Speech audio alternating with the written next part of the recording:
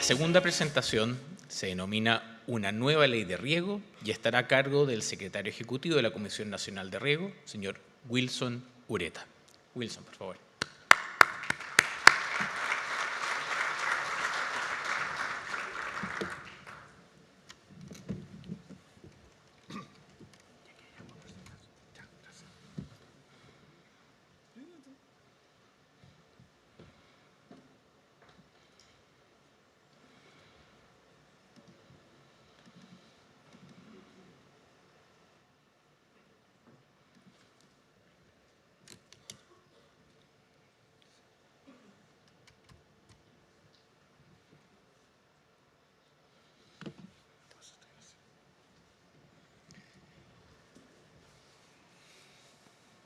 Bueno, muy buenos días.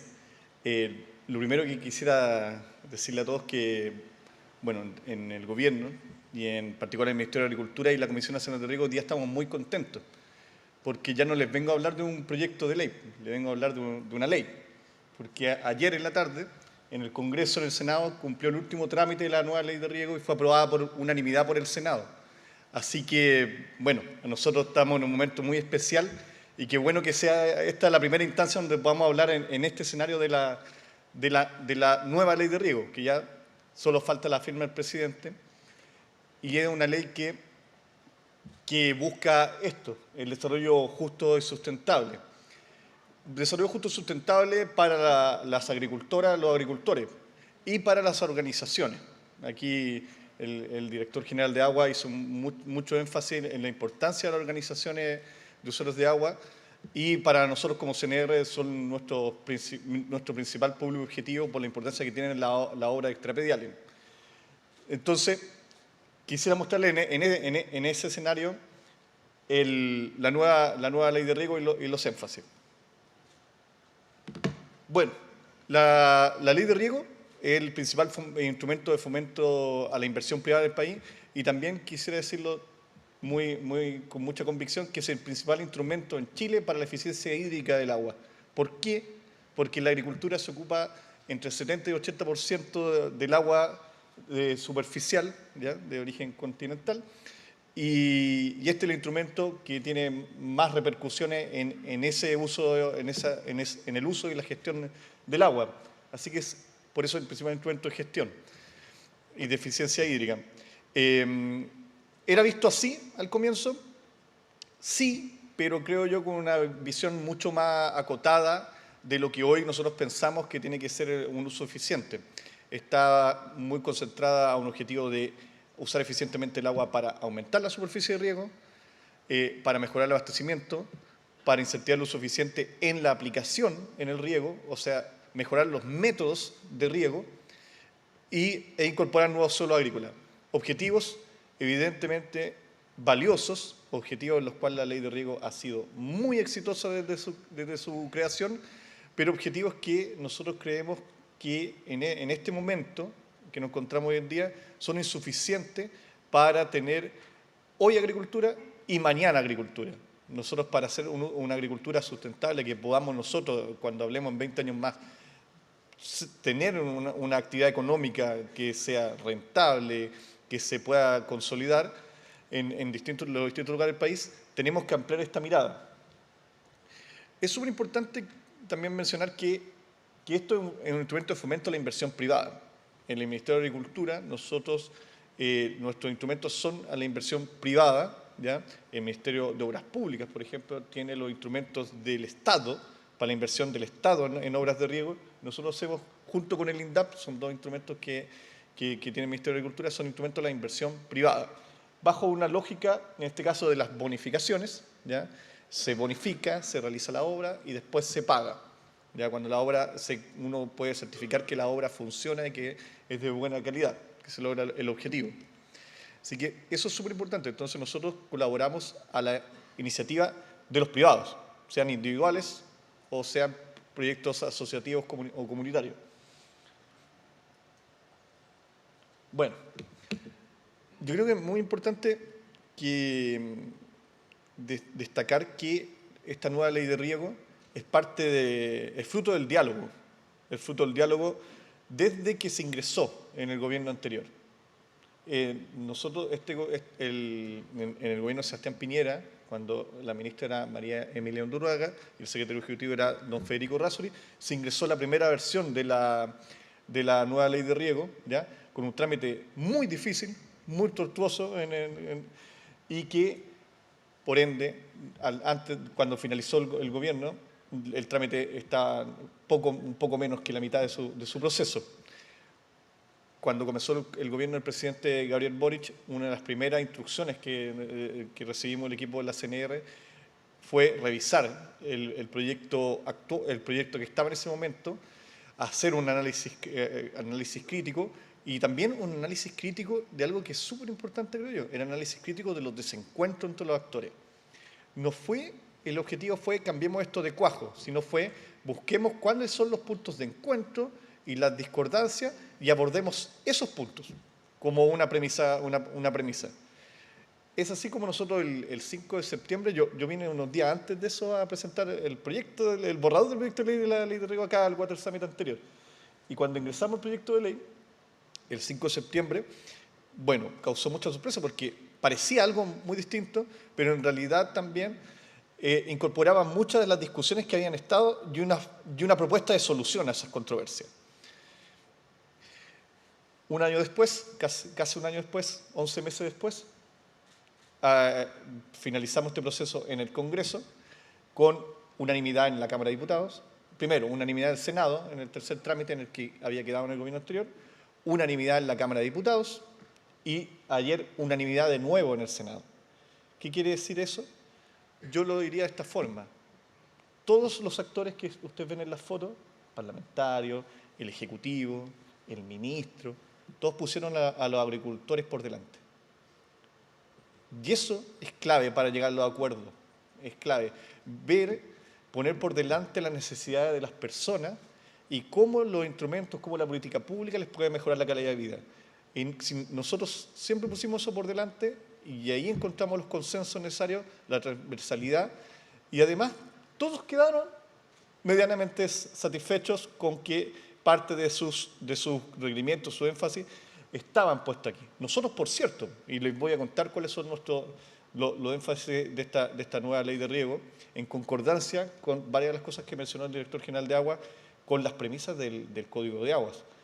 Pero creo que esto es una señal para nosotros como gobierno, es una señal también para la organización, es una señal para los parlamentarios, de que se puede llegar a acuerdos si ponemos las necesidades reales de las personas por delante. Bueno,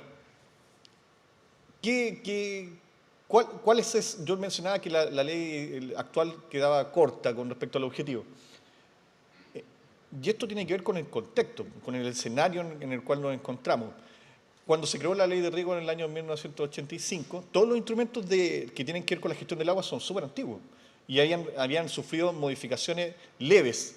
En el caso de la ley de riego siempre ha tenido una duración de 12 años, esta reforma es por 7 años, pero era la renovación, después la renovación, pero no había un cambio de concepto. Pero en el año 1985, cuando se creó la ley de riego, había una precariedad absoluta en la actividad de riego en el país, tanto en las obras extrapediales, los canales, los tranques, como particularmente a nivel intrapedial. Se regaba todo por surco, todo por tendido, y la eficiencia hídrica era muy baja. Entonces, la premisa fue modernizar el campo chileno. Y en ese sentido, la ley de riego es fundamental. Casi la mitad de la superficie tecnificada del país y la ampliación de la superficie regada se debe a la ley de riego. Entonces, es un instrumento que ha sido muy, muy exitoso. Nosotros, cada año, el promedio de los últimos 5 años, nosotros hemos generado obras de acumulación cada año por 1 millón de metros cúbicos anuales, 100 kilómetros de canales que se revisten anuales por la ley de riego. Y esperamos que eso siga siendo y aún más.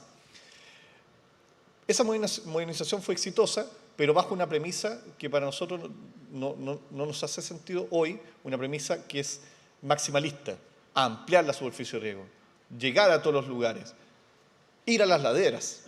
Nosotros vemos como en Quillota, en La Cruz, están los terrenos hasta arriba en los cerros, o en otros lugares también.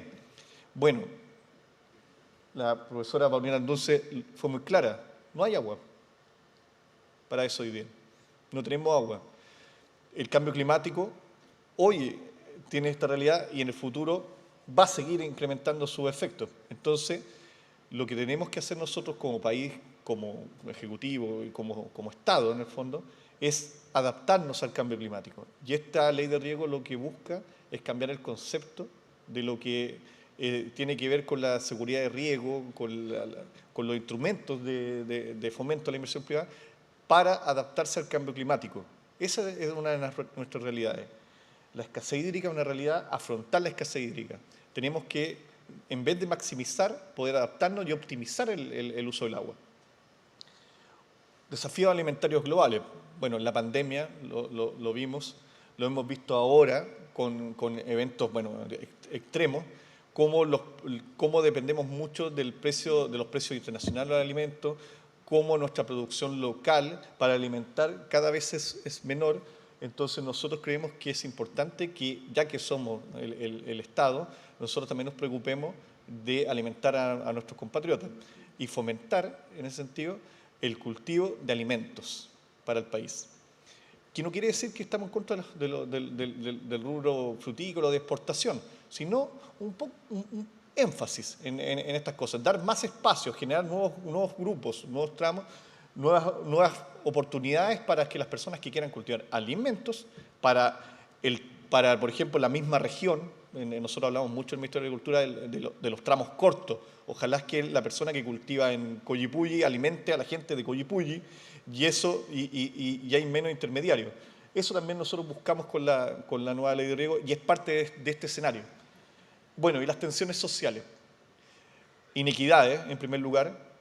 La ley de riego no llegaba de la misma forma a las mujeres que a los hombres, no llega de la misma forma a los pequeños, los medianos y a los grandes, no llega de la misma forma a los pueblos originarios y además el mismo Estado, el mismo Estado a través de la misma ley de riego, el desarrollo de la infraestructura, ha generado tensiones sociales, en especial en las zonas donde escasea más el agua. Zonas de Valparaíso, Coquimbo, Atacama y así sucesivamente se generan problemas por el desarrollo de la inversión, sobre todo la infraestructura extrapedial y las comunidades locales. Denuncias que se secan sistemas sanitarios rurales, denuncias que se pasan allá al bosque nativo, y eso nos tenemos que hacer cargo nosotros. Por un lado, la inequidad y por otro lado, los efectos de la misma política pública. Así que estas aristas debemos integrarla a la política pública y el Estado se tiene que hacer cargo, en este caso, desde el fomento a la inversión en riego. Bueno, ¿cuáles son los principios de la nueva ley de riego? Lo primero, garantizar la seguridad hídrica en amplio espectro, ¿ya? Para todos los actores, ¿ya? La eficiencia en el uso agrícola del agua. Idealmente, que con la ley de riego, cuando la DGA termine los planes estratégicos y después midamos cómo nos ha ido, que mejore el balance hídrico de las cuencas. No pensar solamente en la eficiencia de aplicación, sino que cuando, digamos, ¿cómo actúa la ley de riego? Digamos que, bueno, la sustentabilidad de la cuenca, el balance hídrico mejoró porque se usa mejor el agua, entonces se recargan mejor las napas de los acuíferos, existe una mejor distribución del agua en zonas donde no llegaban. El caso más típico que tenemos nosotros son los coleros de los canales. ¿Cómo la ley de riego se preocupa de que el agua llegue a todos los lugares, en especial a los que están al final de los canales, que a veces es muy difícil abastecerlos? Incorporación y mantención de la agricultura de riego en zonas rezagadas de la agricultura, rezagada económicamente, ¿ya? La ley de riego, el 25% de la ley, casi el 25% de la ley de riego va a la región del Maule, pero no a la región del Maule, a la provincia del Maule. ¿Cómo nosotros con la ley de riego podemos distribuir de mejor forma los subsidios en distintas zonas del país? La semana pasada estuvimos con el presidente Boric en Alto Biobío y los loncos de las comunidades nos decían que era la primera vez, uno, que el presidente iba tan arriba, y lo segundo era que el Estado, con instituciones como la CNR, era la primera vez que aparecían ahí, y nosotros ya habíamos hecho un trabajo y habíamos logrado que una comunidad postulara la ley de riego y pudiera, y ahora tenga la posibilidad de construir un proyecto en un canal en la comunidad de Butalbún. Y era la primera vez que yo conocía al Estado, en el fondo, al Estado con acciones concretas, nos decían. Entonces, En eso también tenemos que buscar con la ley de riego, que llegue donde no ha llegado.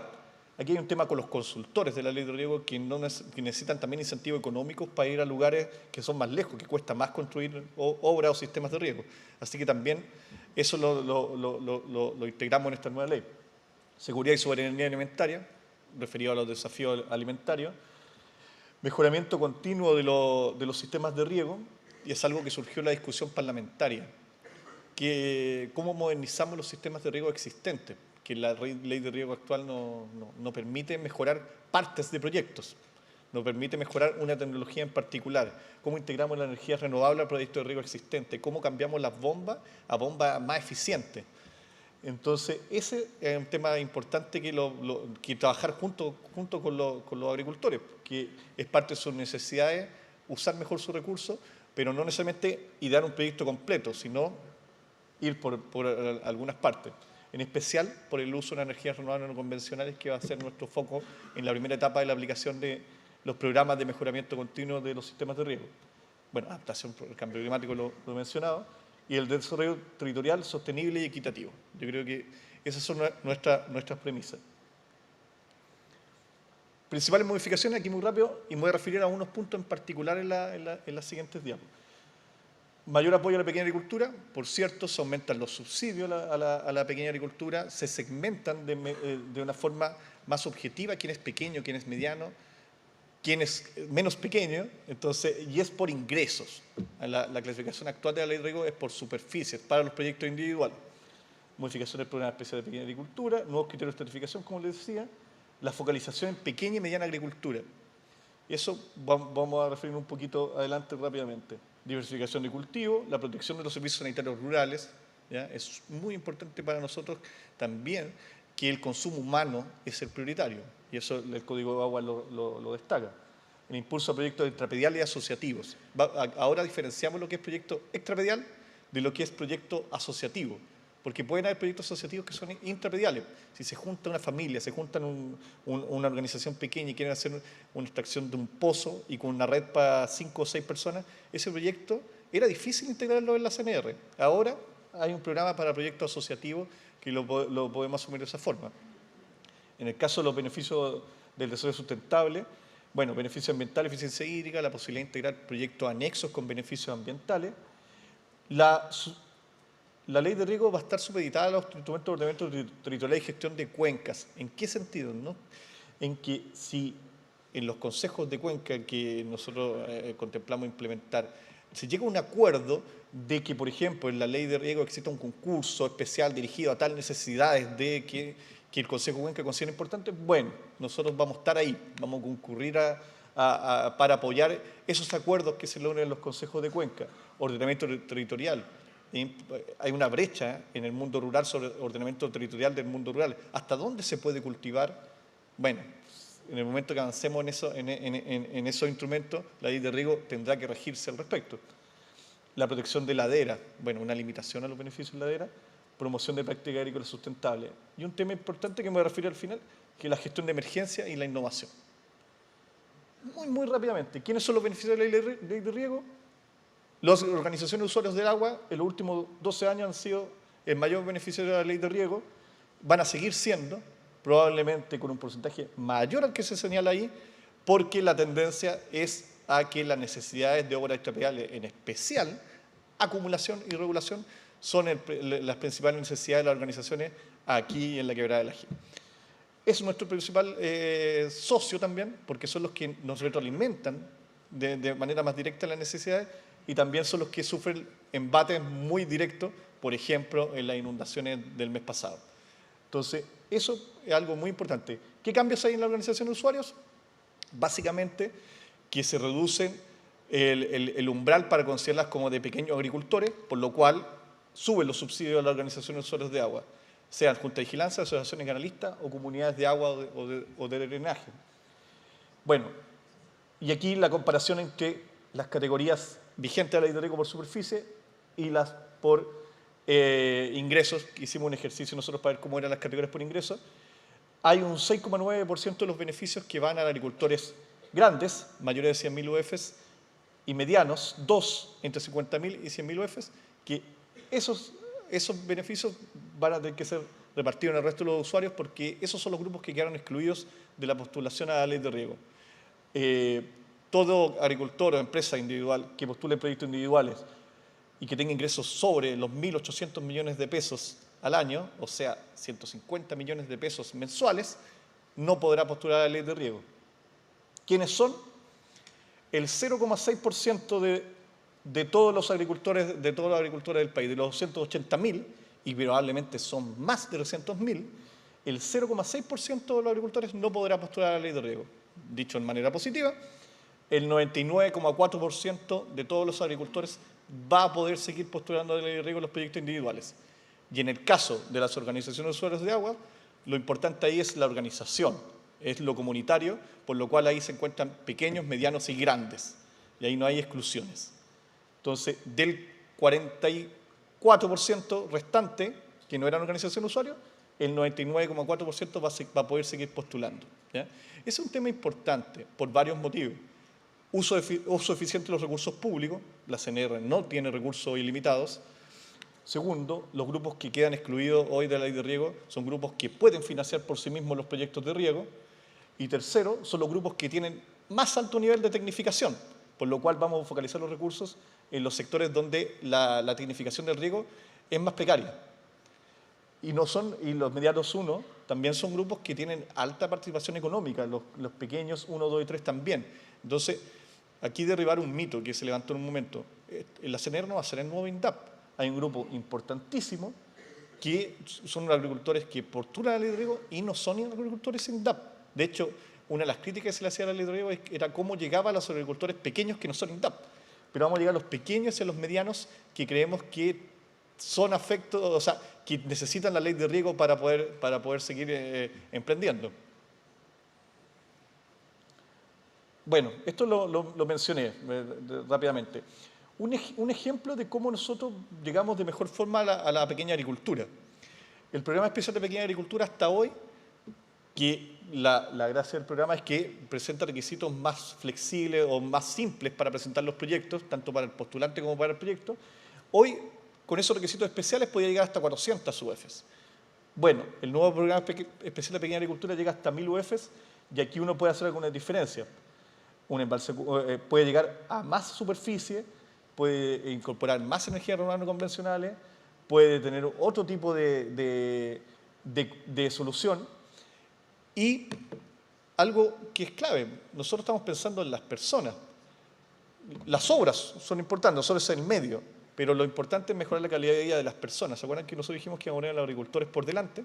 Esos agricultores tienen nombre y apellido y nosotros lo que queremos generar es una solución estructural para que esos agricultores puedan dejar de ser pequeños o micros en la nueva clasificación de la ley de riego. Son micros que pasen a ser medianos y que con la ayuda del Estado den el salto y tengan una actividad económica sustentable y puedan después dejar de tener necesidad de percibir los beneficios de la ley de riego y poder desenvolverse por sí solos.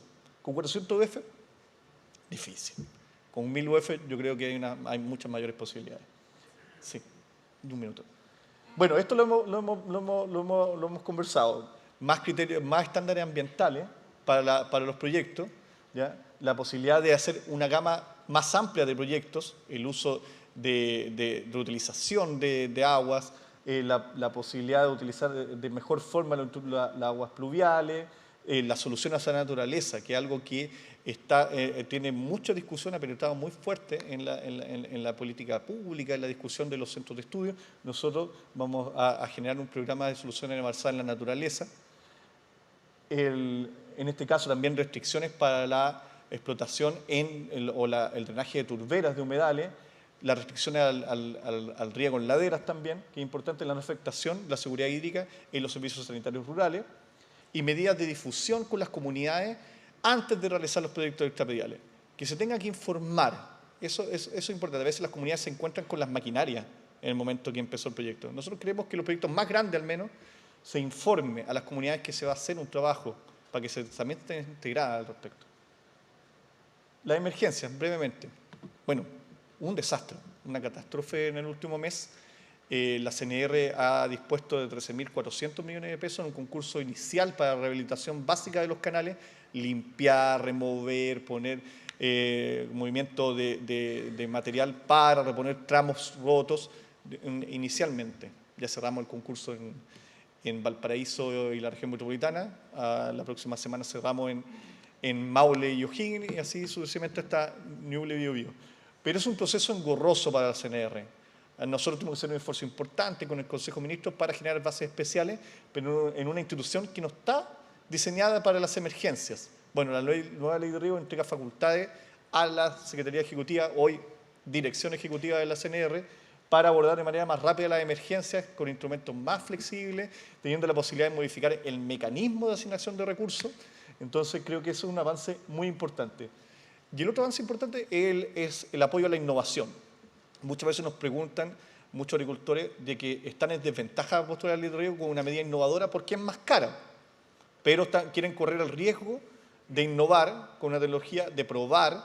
Nosotros creemos que esos agricultores y agricultoras merecen más el apoyo del Estado y van a haber programas especiales para la innovación, ¿ya? Con subsidios mayores, además, de los normales de la ley de riego. Así que creo que tenemos un desafío importante como Comisión Nacional de Riego. Tenemos mucha tarea también por delante de la Comisión de Reglamento, pero también creemos que tenemos muchas oportunidades para ofrecer a la agricultura de hoy, para la agricultura del siglo XXI. Muchas gracias.